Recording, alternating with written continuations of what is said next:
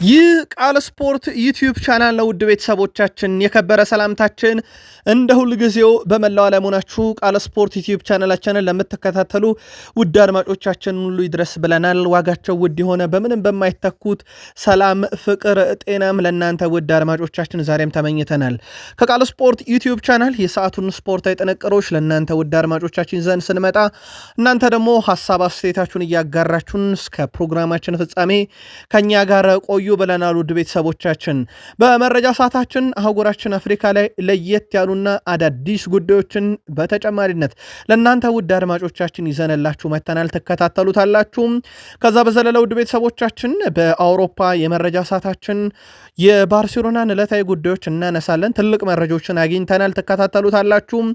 በማድሪድም የመረጃ ሰዓታችን ሰፊ የቡድን ዜና እናነሳለን። በተለይም ከሰሞኑ ወቀሳና ትችት ጋር በተያያዘ ምላሾችን አግኝተናል። ማድሪድን የሚገጥመው ተጫዋች በጉዳት ምክንያት እንደማይኖር ሰምተናል። ተጨማሪ መረጃዎችን በዝውውር መስኮቱም አያይዘን የምናደርሳችሁ ይሆናል። በተወዳጁ የእንግሊዝ ፕሪሚየር ሊግ በርከት ያሉ መረጃዎችን እናነሳለን። የፕሪሚየር ሊግ ክለብ ስቴዲየሙን በሴኔጋል መብራት አሽቆጥቁጦታል። የትኛውና ለምን የሚለውን እንነግራችኋለን። ከዛ ውጭ በፕሪሚየር ሊጉ የሰማናቸው ትልልቅ ዕለታዊና የዝውውር ጉዳዮች አሉ። ትከታተሉታላችሁ። በመረጃ ሰዓታችን ከታላላቆቹ የፕሪሚየር ሊግ ክለቦች ቶትንሃም በጉዳትና ባላስመዘገባቸው ተጫዋቾች ብዛት የሳምንቱ የአውሮፓ ሻምፒዮንስ ሊግ ጨዋታ ከበድ ያለ ሊሆን ይችላል። ለመሆኑ ግን አሰልጣኙ ቆያሉ አይቆዩም? ተጨማሪ መረጃዎች እናነሳለን።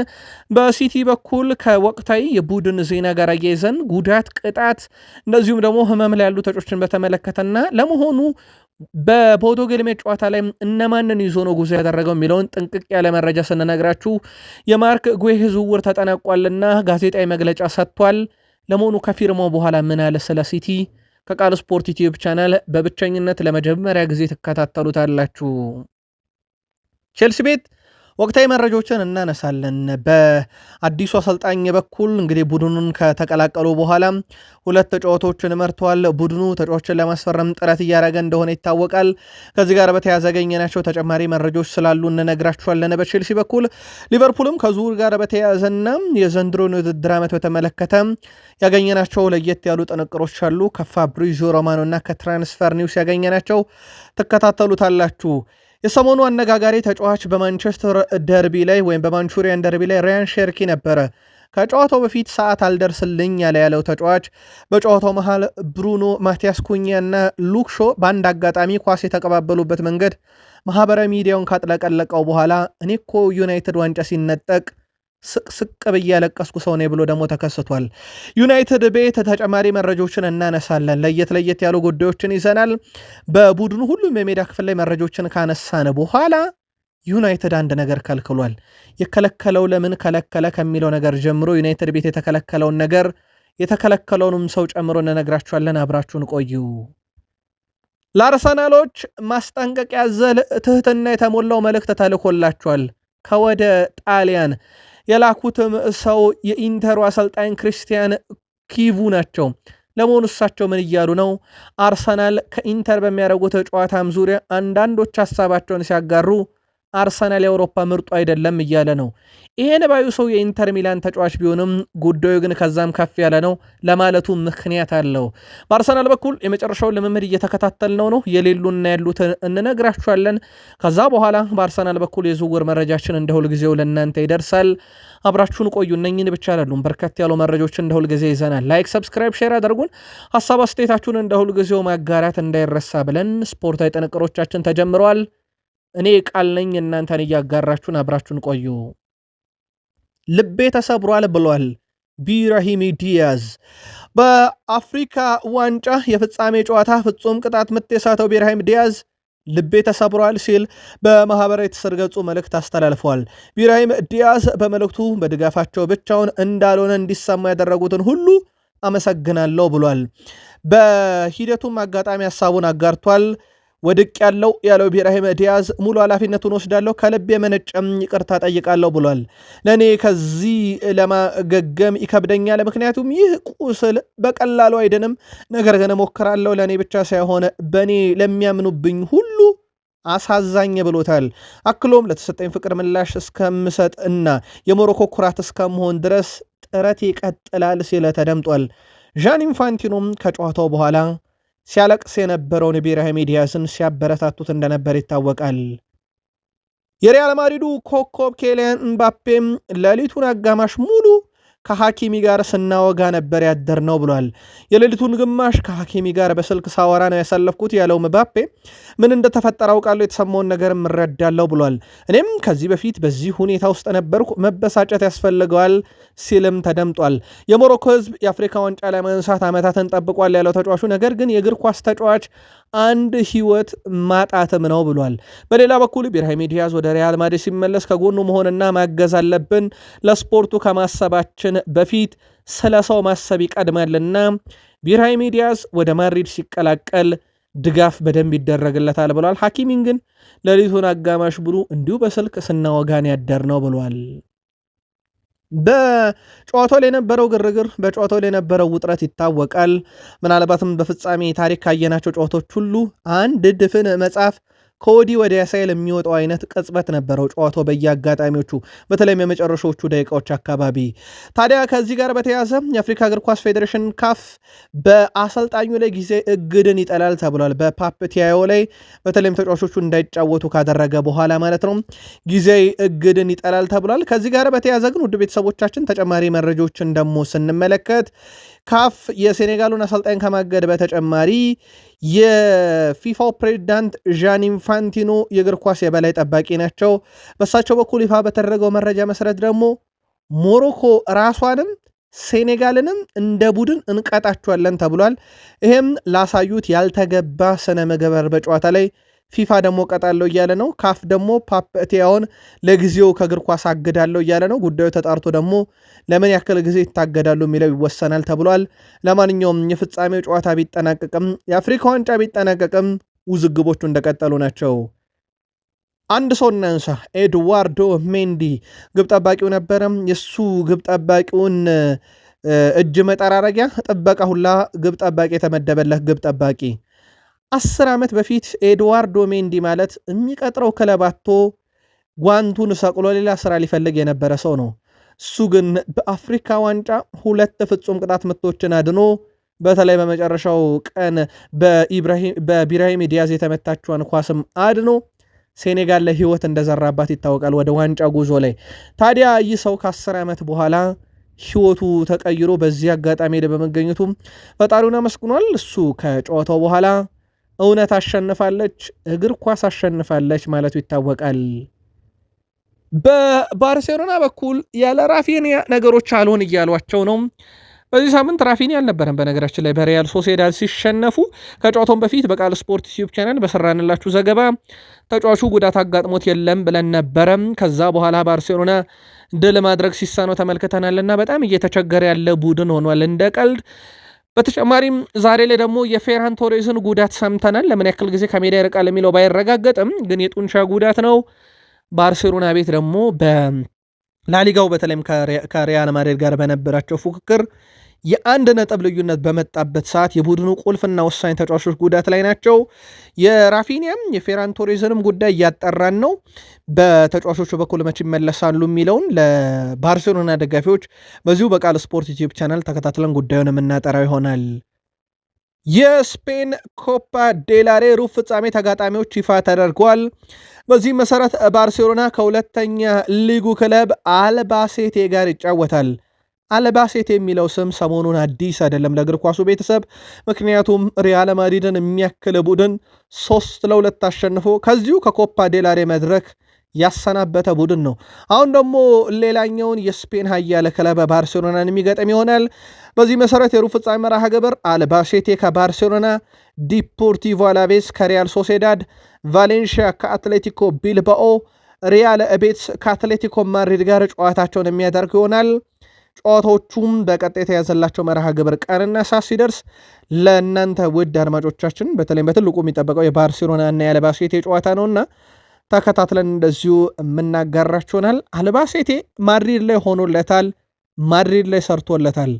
አሁን ተራው ባርሴሎናን ነው። ይሳካለት ይሆን ወይ የሚለው በትልቁ ይጠበቃል። በአልባሴቴ በኩል ግን የሆነ መግለጫ ይሰጣሉ ተብሎ እየጠበቀ ነውና እኛም ተከታትለን ወደ እናንተ እናመጣዋለን። ፈረንሳዩ የሪያል ማድሪድ ተጫዋች ኬሊያን ምባፔ ከክለቡ ደጋፊዎች ተቃውሞ ለቀረበበት ቪኒሺየስ ጁኒየር ተከላክሏል። የቪኒሺየስ ጁኒየር ጥፋት አይደለም ያለው ምባፔ እሱ አስደናቂ ተጫዋችና ምርጥ ሰው ነው፣ እሱን በማወቄም እኔ እድለኛ ነኝ ብሏል።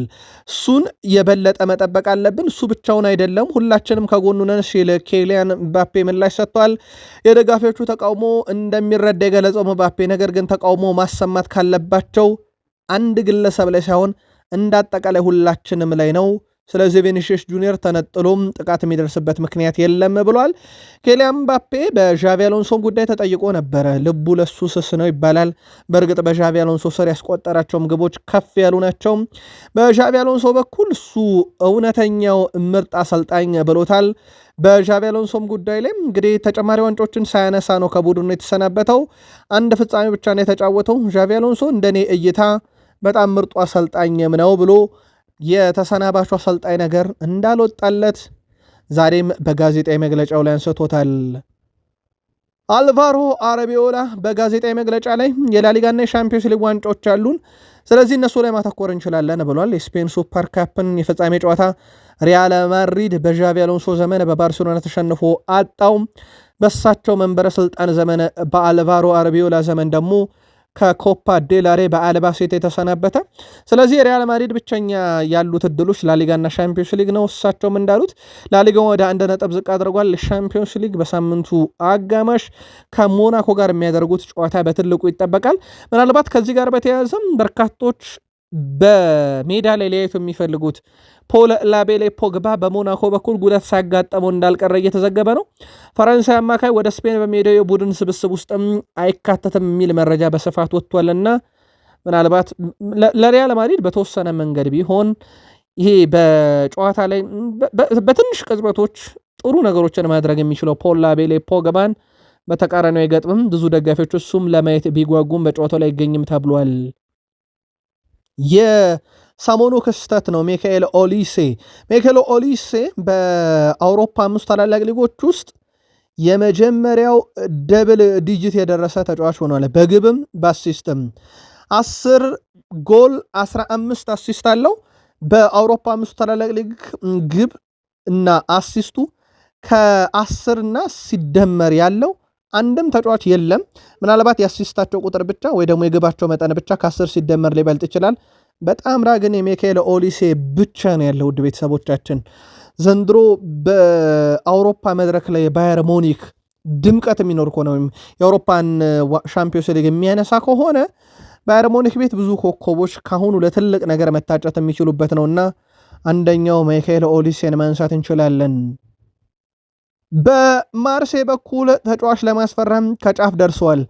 ፋብሪዚዮ ሮማኖ ከጥቂት ደቂቃዎች በፊት ይዞት በወጣው መረጃ መሰረት ኦሎምፒክ ማርሴ ኩዌንቲን ቲምበርን ከፌኖርድ ለማስፈረም ተቃርቧል። ይህ ሰው የአርሰናሉ ተጫዋች የቲምበር ወንድም ነው። ኩዌንቲን ቲምበር የፌኖርድ ተጫዋች ነው በባለቤትነት፣ ግን ኦሎምፒክ ማርሴይ ሊቀላቀል ነው ተብሏል። ዝውውሩ በቅርቡ ይጠናቀቃል እያለ ነው ፋብሪዚዮ ሮማኖ። ከተጫዋቹ ጋር የግል ስምምነትም ችግር የለም፣ የቃል ስምምነቶች አሉ። ስለዚህ አሁን በማርሴይና በፌኖርድ መካከል የሚደረገው ድርድር ብቻ ነው የሚቀረው። የጁሊያን ቲምበር ወንድም ኩዌንቲን ቲምበር በማርሴይ በኩል በቀጣይ እስከ ዓመቱ መጨረሻ በሚቆይ ውሰቱል አሊያም በቋሚነት ዝውውሩን ይፈጽሙታል ተብሎ ይጠበቃል። ድርድሩ እንደቀጠለ ነው፣ እኛም እንከታተለዋለን። ቃል ስፖርት ዩቲዩብ ቻናላችን ላይ ትገኛላችሁ። ላይክ፣ ሰብስክራይብ፣ ሼር ማድረግ እንዳይረሳ። በድጋሜ ሀሳብ አስተያየታችሁን እያጋራችሁን ቆዩ። ከተወዳጁ የእንግሊዝ ፕሪሚየር ሊግ ብቻ ወዳገኘናቸው የዕለቱ ጥንቅሮቻችን እንሻገር። ከፕሪሚየር ሊግ መረጃችን ጋር መልካም ቆይታ ተመኘን። ኤቨርተኖች አዲሱና ውቡ ስቴዲየማቸው በሴኔጋል ባንዲራ እንዲያስቆጠቁጥ አድርገውታል። ምክንያታቸው ግልጽ ነው። በኢድሪሳ ጋናጌ እና እንደዚሁም በኢልማን ንዴ ምክንያት ነው። ሁለቱ የሴኔጋል ብሔራዊ ቡድን ተጫዋቾች የዋንጫ ባለቤት መሆናቸውን ተከትሎ የእኛ ተጫዋቾች በአፍሪካ መድረክ ሻምፒዮን ሆኑ፣ በሴኔጋል ድል ላይም ወሳኝ የነበሩ ናቸው ያለው ኤቨርተን የስቴዲየሙን መብራት በሴኔጋል ባንዲራ አሽቆጥቁጦት አምሽቷል።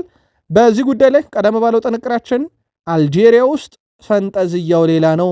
ምክንያቱ ደግሞ አልጄሪያና ሞሮኮ አረባዊ አፍሪካዊ ሀገር ቢሆኑም ጎረቤት ቢሆኑም በድንበር ጸብ አላቸውና ሞሮኮ በመሸነፉ አልጄሪያ እየተጨፈረ ነው።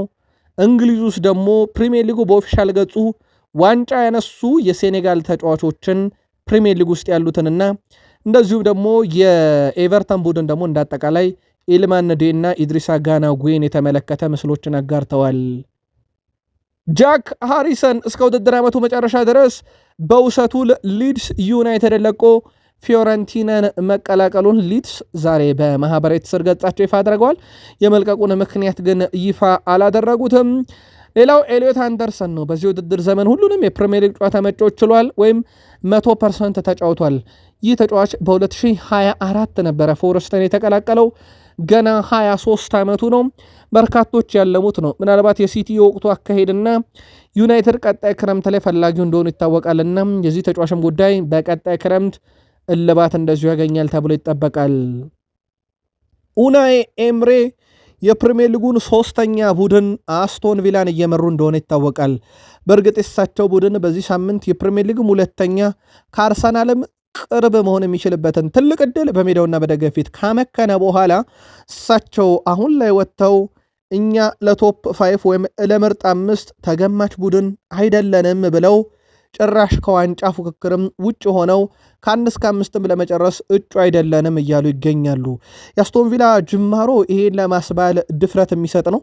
የአሁኑ የአስቶን ቪላ ጉዞ ግን በደጋፊዎች ዘንድ እንዴት ነጥብ አጣን ብለው የሚቆጩበት፣ እሱም ላለመውረድ ወይ ለአውሮፓ ትኬት ሳይሆን ለአርሰናል ለመቅረብ እንደሆነ ይታወቃል። እሳቸው ግን ምናልባት ጫናውን ለመቀነስ ሲሆን እኛ አይደለም ለዋንጫ ለቶፕ 5ም የምንታጭ ቡድን አይደለንም ሲሉ ሐሳባቸውን ያጋርተዋል። ቶትናም በዕለተ ማክሰኞ ከቦሩሲያ ዶርትመንድ ጋር የአውሮፓ ሻምፒዮንስ ሊግ ጨዋታውን ያደርጋል። ግን ኮነር ጋላገር አልተመዘገበም። እቺ ጥያቄ መታለን ነበረ። በሲቲው ተጫዋች ጉዌ አይጫወትም አልተመዘገበም ስል ለምን አልተመዘገበም የሚል ነው፣ እንመለስበታለን።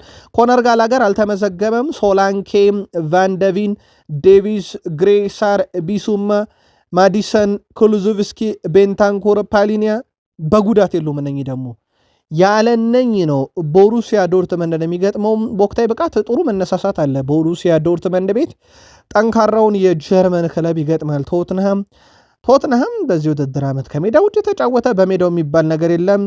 ሜዳው ለብዙ ክለቦች 3 ነጥብን ይዞ የሚጠብቅ ሜዳ ከሆነ ሰንበት በት ብሏል። እንደውም በርካቶች በትንታኔ ሲሰጡ ቀጣይ በርንሌይ ነው ቶትንሃምን በቶትንሃም ሆትስፐር ስቴዲየም የሚገጥመውና በርንሌይ ካሁኑ ድለኛ ነው እስኪሉ ድረስ፣ ምክንያቱም በርንማውዝ ያለ ድል ጉዞን የቋጨው ቶትንሃም ሜዳ ድረስ ሄዶ ነው። ዌስትሃምን በተመሳይ አድርጓል። ለማንኛውም ቦሩሲያ ዶርትመንድ ከቶትንሃም የሚያደርጉት ጨዋታ የሳምንቱ ትልቅ ጨዋታ ስለመሆኑ ግን ጥርጥር የለውም። ለመሆኑ በውጤት ማጣት ውስጥ ያለውን ቶትንሃምን በአሰልጣኝነት እየመሩ ቶማስ ፍራንክ ይቀጥላሉ የሚለው ጉዳይ ትልቁ ጉዳይ ነበረ። ቶማስ ፍራንክ በክለቡ ያላቸው ወደፊት ቆይታ አጠራጣሪ እንደሆነ ይታወቃል። አሰልጣኝ ቶማስ ፍራንክ ቡድኑ ልምምድ እንደሚያሰሩና በጋዜጣዊ መግለጫ ወንበራቸው ላይ እንደሚገኙ ከተረጋገጠ በኋላ ቢያንስ የአውሮፓ ሻምፒዮንስ ሊግ የቦሩሲያ ዶርትመንድን ጨዋታ ይመራሉ ተብሎ ይጠበቃል። አሰልጣኙ ከዶርትመንድ ጋር የሚያደርጉት የሻምፒዮንስ ሊግ ጨዋታንም ይመራሉ ተብሎ ሲጠበቅ የ52 ዓመቱ አሰልጣኝ ቶማስ ፍራንክ የቶትናም ቆይታ ግን አሁንም ቢሆን ምንም ዋስትና የሌለው አንድ ቀን ዱብ የሚል አይነት ደብዳቤ በቢሮቸው ይጠበቃቸዋል ተብሎ ይጠበቃል። የኦሊቨር ግላስነር ጉዳይ እንኳን ከፓላስ ጋር በድርድር ተፈቷል። የቶማስ ፍራንክ ግን ለድርድርም የሚያመች አይደለም። ሽንፈት፣ ነጥብ መጣል፣ በሜዳ መሸነፍ በተለይም አብዛኛውን ደጋፊ ምርር ያረገ ጉዳይ እንደሆነ ይታወቃል። ማንቸስተር ሲቲው አማካኝ ክላውዲዮ ኤችቬሪ በቀሪው 2025/26 የውድድር ዘመን በጂሮና እንደሚጫወት ተረጋግጧል። ዛሬ ሕክምና ምርመራውን አጠናቆ ክለቡን ተቀላቅሏል። በተቃራኒው እንደ ቪተር ሮይስ ያለ ተጫዋች በጂሮና ቤት ይገኛል። ሲቲ በርካቶችን ከውሰት ሲጠራ እሱን አልጠራውም። ምን ነው ሲባል ፔፕ ጋርዲዮላ ባሉት ተጫዋች ደስተኛ እንደሆነ አምናለሁ፣ እኔም በጂሮና ደስተኛ ነኝ፣ ስለዚህ ህይወት በዚህ መንገድ ይቀጥላል ብሎ ሐሳቡን አጋርቷል። ሲቲ ቤት ጉዳቶች አሉ። ዛሬ ግን ወደ አውሮፓ ሻምፒዮንስ ሊግ ያመራውን ስብስብ ስንመለከት ነበር። ኡመር መርሙሽ ተካቷል። እንዳጠቃላይ ጄምስ ትራፎርድ፣ ታይጃኒ ራይንደርስ፣ ናታናኬ፣ ኡመር መርሙሽ፣ ኤርሊንግ ብሮት ሃላንድ፣ ሪያን ሼርኪ፣ ጀረሚ ዶኩ፣ ማርከስ ቤንትሊ፣ ሮድሪ፣ ሪያን አይት ኑሪ፣ ጃሊጅ ዳናሮማ፣ ኒክ ኦሪየል፣ አብዱልካደር ኮሳኖፍ፣ ፊል ፎደን፣ ካርል ግሬ፣ ዴቪን ሙካሳ፣ ማክስ አሊየን፣ ሪኮ ሉዊስ፣ ኪያን ኖብል፣ ስቴፈን ሙፊ፣ ታይሮን ሳምባ ወደ ቦዶ ጊልሜት ጨዋታ የሚያመሩ የማንቸስተር ሲቲ የቡድን ስብስብ አካል ናቸው። ከዚህ ውስጥ ማቲያስ ኑኔስ የለም በስብስብ ውስጥ እንደነገርኳችሁ ከስብስብ ውጭ የሆነው በህመም ምክንያት ነው። ማቲያስ ኑኔስ ከቡድን ስብስብ ውጭ የሆነው በጉንፋን ህመም ምክንያት ነውና ቤቱ ይቀመጥ ተብሏል። ተጫዋቹ በመኖሪያ ቤቱ በማገገም ሂደት ላይ ሲሆን በቅዳሜ ወልቭስ የሊግ ጨዋታ ይደርሳል ተብሎ ይጠበቃል። ካገገመ ማንቸስተር ሲቲ በአውሮፓ ሻምፒዮንስ ሊግ ወደ ኖርዌይ አቅንተው ማክሰኞ ምሽት 2:45 ሲል ቦዶ ጊልሜትን የሚገጥሙ ይሆናል። ወሳኙ ነገር ያው ኡመር መርሙሽ ከቡድኑ ጋር አቅንቷል። ቅዳሜ ቀን የአፍሪካ ዋንጫም የደረጃ ጨዋታ ነበረበት ከናይጄሪያ ጋር ግብጽ ስትጫወት፣ አሁን በሳምንቱ አጋማሽ ይጫወታል። ኦልሞስት የፕሪሚየር ሊግ ጨዋታ ቅዳሜ ነው ሲቲ ያደረገውና ያውም በምሳ ሰዓት። ስለዚህ እኩል የጨዋታ ጊዜ ያሳልፈዋል ማለት ይቻላል። ልዩነቱ የኡመር መርሙሽ ከአፍሪካ ድረስ አውሮፓ የፕሌን ጉዞ እንደሚጠብቀው ይታወቃል። በስተመጨረሻም ማንቸስተር ሲቲ ማርክ ጉዌን አስፈርሚዋለው እስከ 2031 ኮንትራቱን ፈርሞ ይቆያል፣ በሳምንት 300,000 ፓውንድ ከፍለዋለሁ ብሎ ይፋ አድርጓል። በሁለቱ አካላት መካከል የ5 ዓመትና ከግማሽ ኮንትራት ከተፈራረመ በኋላ ተጫዋቹ በሲቲ ቤት ከዛሬ ጀምሮ ተመዝግቦ ጨዋታን ያደርጋል። መግቢያችን ላይ ግን ወይም በማለዳው ጥንቅራችን ላይ ማርክ ጉዌ በአውሮፓ ሻምፒዮንስ ሊግ አይሳተፍም ስላልተመዘገበ ብያችሁ ነበር። ውድ ቤተሰቦቻችን አንድ ክለብ የሚያጫውታቸውን ተጫዋቾች በሁለት ዙር ያስመዘግባል።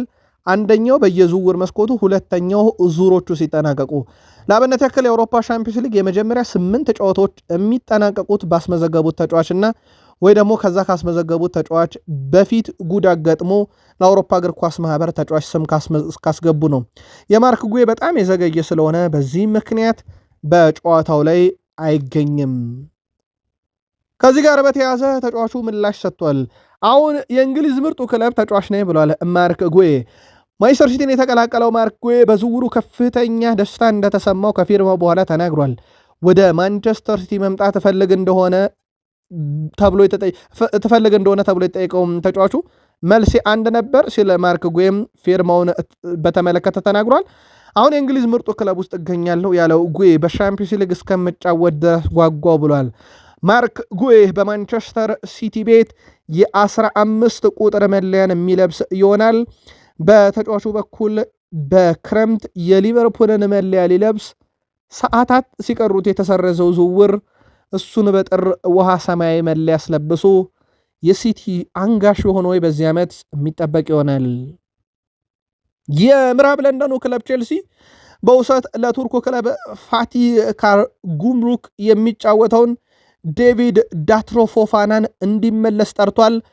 ኮትዲቫራዊ የፊት መስመር ተጫዋች ዴቪድ ዳትሮ ፎፋና በቀጣይ በቋሚነት ክለቡን ይለቃል ተብሎ ይጠበቃል። ቼልሲና የተጫዋች ወኪል ክለቡን በቋሚነት በሚለቁበት ሁኔታ ላይ እየሰሩ መሆኑ ተሰምቷል።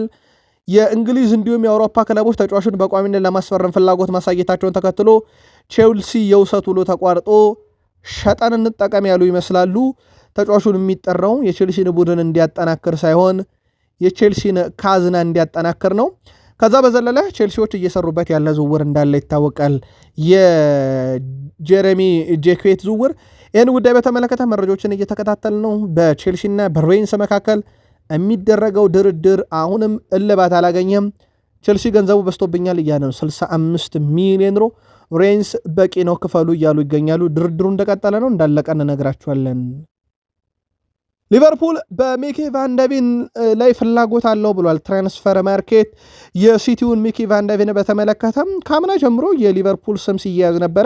በተለይም ኮናቴ ኮንትራቴን አምና ጀምሮ አላደስም የሚለው ነገር ስለነበረ፣ እንዲሁም የአጭር ጊዜ ኮንትራት ያለው የ34 ዓመቱ ቨርጅል ቫንዳይክ ትክክለኛ ተተኪም ነው ተብሎ ይታመናል። በሊቨርፑል በኩል ሆላንዳዊን የቶትናም ተከላካይ ሚኪ ቫንደቪንን አርኔ ስሎት ቅርብ ናቸው ተብሏል ለተጫዋቹ። በሊቨርፑል በኩል ግን የተከላካይ ጉዳይ አሁን በጥብቅ እንደሚታሰብበት በማለዳውም ጥንቅራችን በስፋት አንስተናል። ይህ ጉዳይ እየታሰበበት ነው።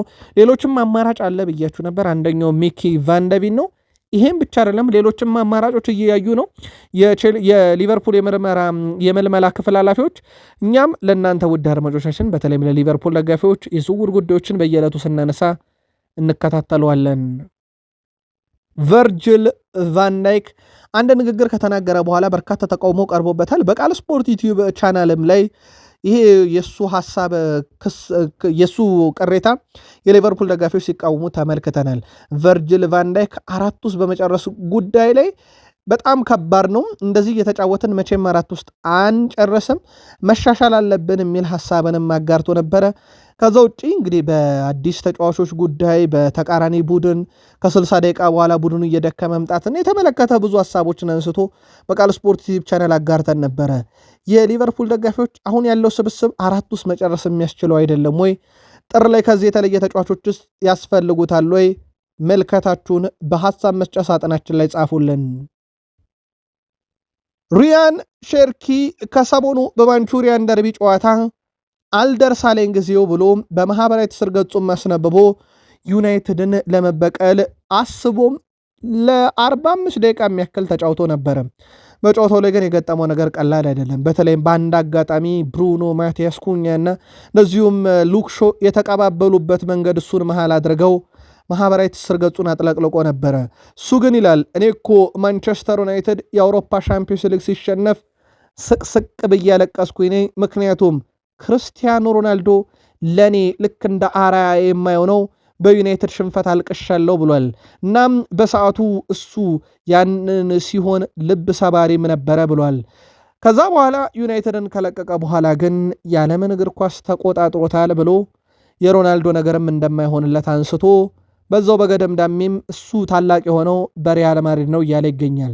ሪያን ሼርኪም የሰሞኑ አነጋጋሪ ሰው ማንቸስተር ዩናይትድ ቤት አሁንም ሐሳብ መስጠቱን ሲቀጥል ሮናልዶን ለዩናይትድ ያለቀሰውን በዛሬው ሐሳቡ ደግሞ አጋርቷል።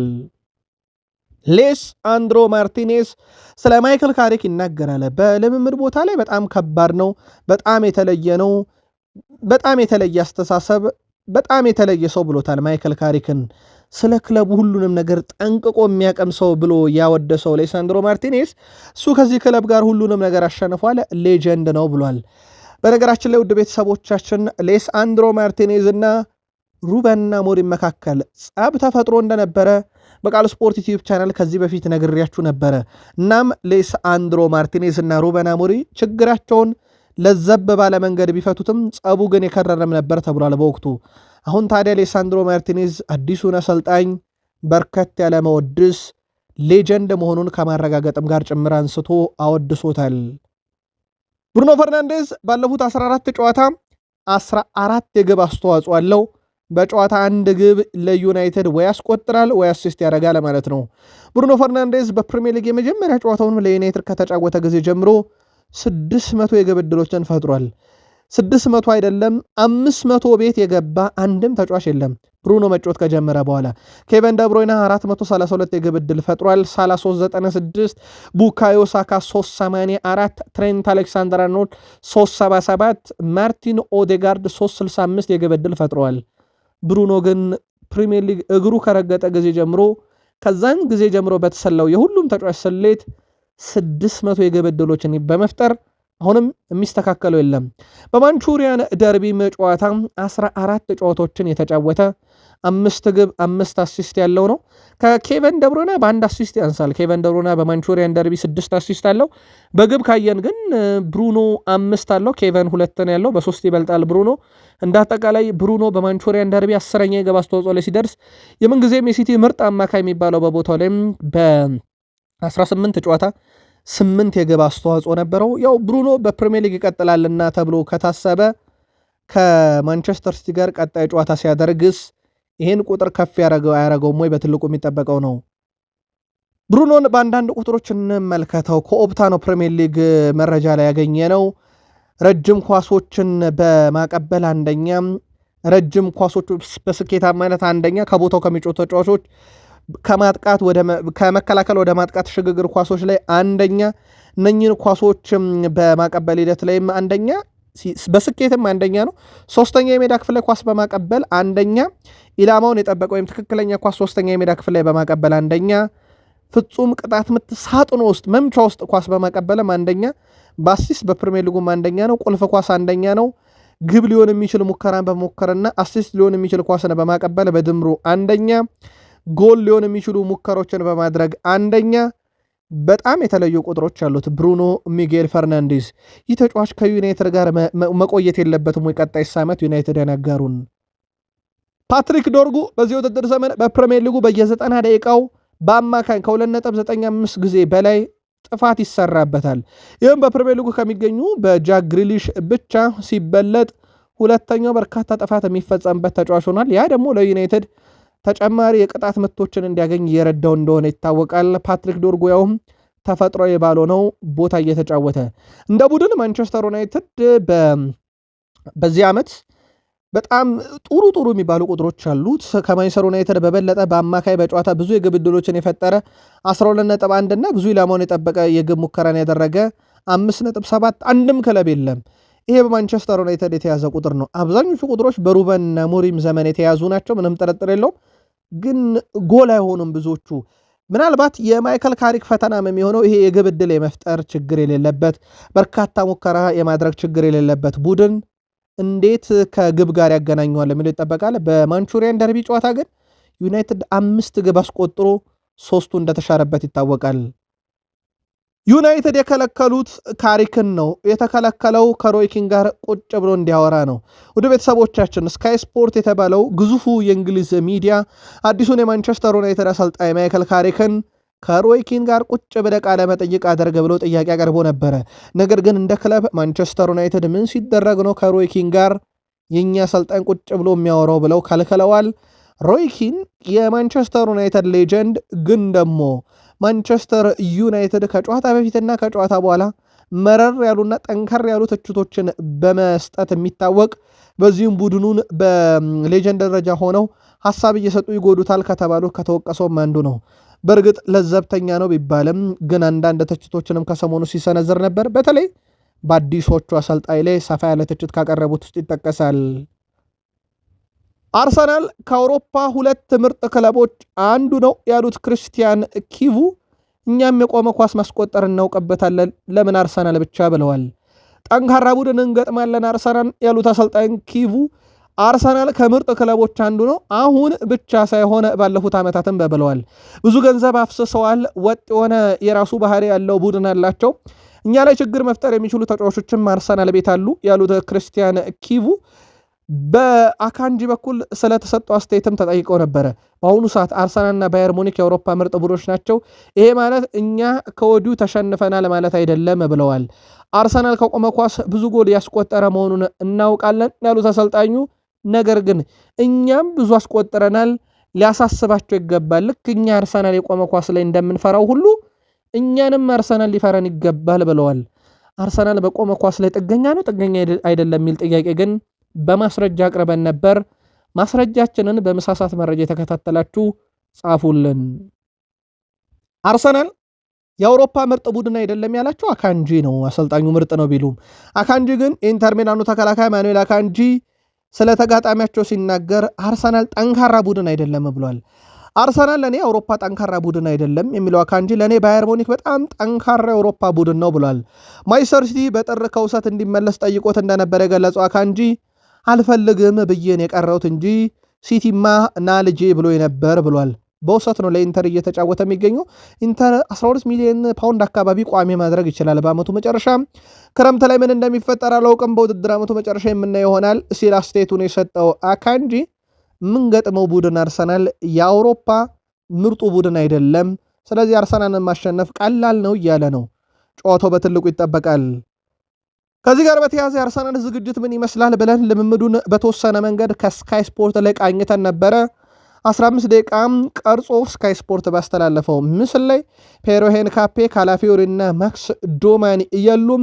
በተቃራኒው በኖቲንግሃም ጨዋታ ላይ ከቡድን ጋር ያልነበሩት ኢታን ዋኔሪና ኖር ጋርድ ከቡድኑ ጋር ልምምድ ሰርተዋል። ከዚህ ጋር በተያያዘ ማይክል አርቴታ ተጫዋቾቹን ደብቀው እንደለመዱት ወይንስ የሚለው ይጠበቃል። እሳቸው በረራ ላይ ናቸው። ይህን መረጃ ስናደርስ ጣሊያን ሲከትሙ ጋዜጣዊ መግለጫ ይሰጣሉ።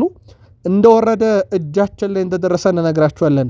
በጨዋታው ላይ በነገራችን ላይ አርሰናል ቀዩን መለያ ለብሶ ይጫወታል። ምክንያቱም ኢንተር በሜዳው የሚያደርገው ውሃ ሰማያዊ ስትራይፕና ነጭ ስለሆነ ብዙም አይረብሽምና በአርሰናል በኩል ቀዩን መለያ ለብሰው ይጫወታሉ ተብሎ ይጠበቃል። የማይክል አርቴታን ጋዜጣዊ መግለጫ ግን ተከታትለን እናደርሳችኋለን። ኑኖ ታቫሬሽ የቀድሞ የአርሰናል ተጫዋች ነው። ለላዚዮ ጥንቅቅ ተደርጎ ቢሸጥም ባንቀጹ ላይ ግን አርሰናል ከወደፊት ሽያጩ ገንዘብ ፈልጋለሁ ማለቱ ይታወቃል። ታዲያ ኑኖ ታቫሬዝ ወደ ኮሞ ለመዘወር በጣም ቀርቧልና አርሰናሎች በጉጉት እየጠበቁ ነው ተብሏል። ምክንያቱም ገንዘብ ያገኙበታል። በሚገኝ ገንዘብ ደግሞ ራሱን በፋይናንስ ደረጃ በደንብ ማጠናከር ይችላልና ከዚህ ጋር በተያዘ ውድ ቤተሰቦቻችን ይህንን ሽያጭ አርሰናሎች በትልቁም የጠበቁት ነው ተብሏል። በአርሰናል በኩል እንግዲህ በጥር ላይ ራሳቸውን እንዴት ያጠናከራሉ የሚለው ነገር 100% የተረጋገጠ አይደለም። ምናልባትም ግን በአርሰናል በኩል ወቅታዊ ሁኔታዎች ታይተው ዝውውሮች ሊኖሩ ይችላሉ ተብሎ ይጠበቃል። ከዚህ ጋር በተያዘ የአርሰናልና የኢንተር ሚላን የአውሮፓ ሻምፒዮንስ ሊግ የምሽት ጨዋታን ተከትሎ ወደ ቤተሰቦቻችን በቀጣይ መረጃ ሰፊ ጥንቅር ይዘን እንመጣለን። ከቡድን ዜና ጋር አያይዘን ለነበረን ቆይታ ከልብ አመስግነን የሆኑን አበቃን። ሰናይ ጊዜ